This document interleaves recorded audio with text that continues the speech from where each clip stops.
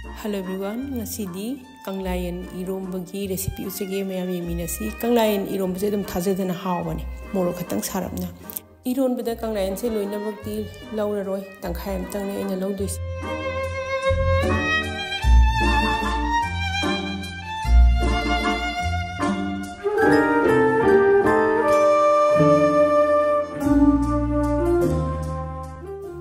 kanglayen se pung taru kumba sure aina sing sida tingi che phajana pop thoe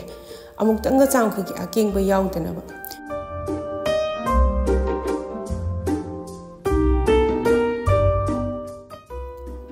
South India sidadi alu anauba thang yaudra so dum maku khokpa yaba na dum chambada maku chatkiba alu do adu phang ponte de sigumba ariba maku athaba sigumba alu ngaktani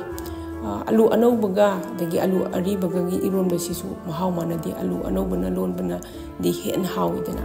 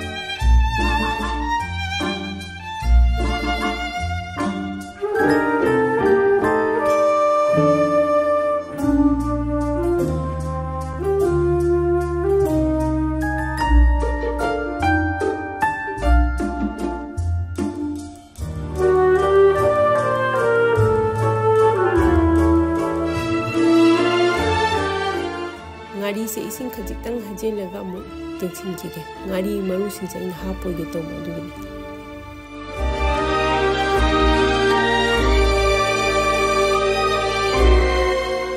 irombaje mahi kitang nang dong mana duna ising yam da bida khajitang hapchale adudi hajing iromase mahi yam su langdre yam su nangdre chap chare yam hena langa su kaisu haute fadigom manasi khatang oina hapage makhokti haparo makhokti sauholaga thongba insang do ina hapani